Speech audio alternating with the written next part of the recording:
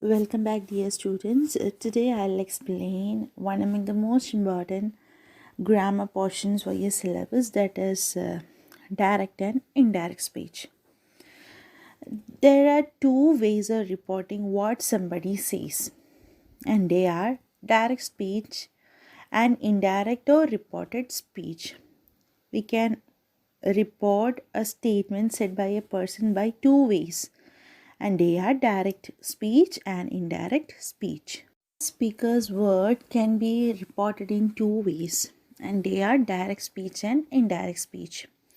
Direct speech means that is the exact words of speaker. For example, the teacher said to Rajesh, "You have a bright future." That is the exact word told by the teacher. Then see indirect speech, what the speaker has said without using the exact words. We are not reproducing the exact words. The teacher told Rajesh that he had a bright future. See, there the statement has changed a little bit. It is not the exact words told by the teacher to Rajesh. Now we can focus on direct speech. In direct speech, we use the speaker's own words. And in text, we put speech marks around the words spoken. And speech marks are also called inverted commas. That is the most important thing in direct speech. The speech we are using in a sentence should be inside inverted commas. That is the most important thing in direct speech. We may often be required to report what we have heard elsewhere. There are two ways of reporting what another person has said. And first one, we can quote or reproduce actual words by the speaker. Like Kamali said, "I'm going to school now." Mona said, "We shall have done our work." So all these sentences are exactly reproducing the actual words said by the speaker. The reproduction of the exact words the speaker is called direct speech, and we may also give an account of what another person has said. In other words, when the meaning of a speech is conveyed in the reporter's words, it is called indirect speech. So now I hope you got the meaning of direct speech. Direct speech means we are just reproducing the exact words of the speaker.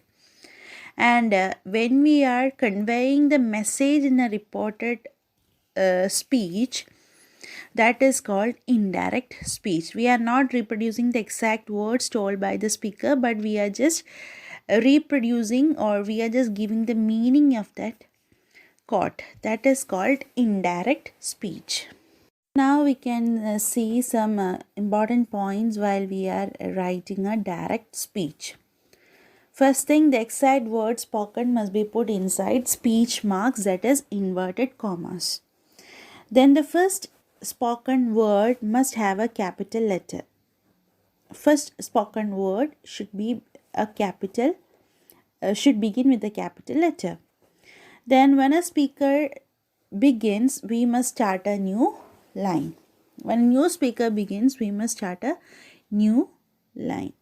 If there are two speakers, imagine Rahul and Ravi, both are talking. Okay, after the completion of Rahul's statement, we have to stop there and we have to begin with Ravi's statement as a new sentence. So this is all about direct speech.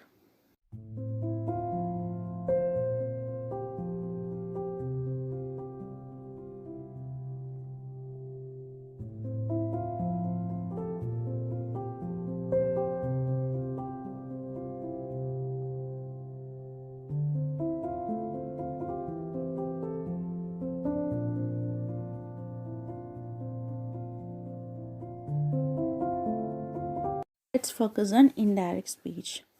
Indirect speech or reported speech reports what a speaker said without using the exact words. When we report what another person has said, we usually do not use the speaker's exact words, that is direct speech, but reported, that is indirect speech. Therefore, you need to learn how to transform direct speech into reported speech.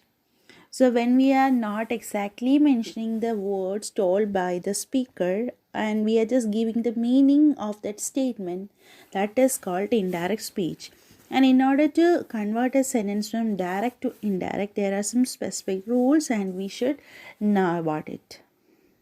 So these are some among the specific points to be noted to convert a statement in direct speech to indirect speech.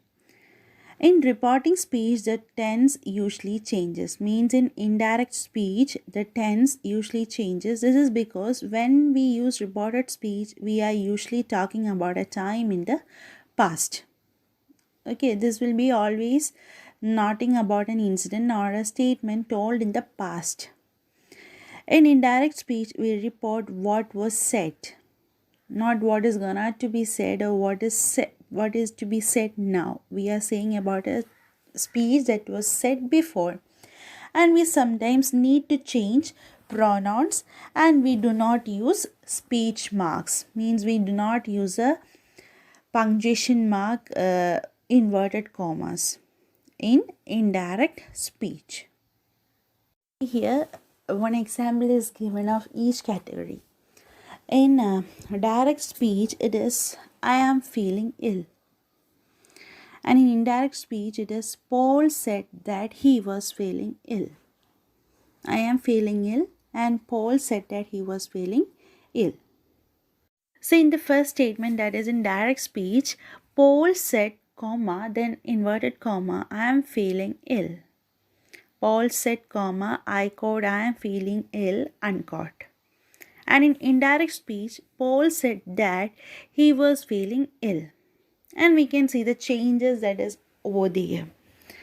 First thing in indirect speech, no speech marks, that is no comma and no inverted commas in the indirect speech. There is no comma and inverted commas in indirect speech. Indirect speech. And we added that. We added the conjunction that in order to connect two things. That is, Paul said that he was feeling ill.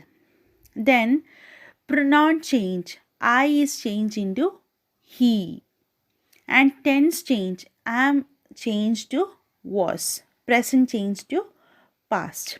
So these are the basic changes in indirect speech. We are removing the inverted commas and comma. Then we are adding one conjunction that, and we are just changing the tense.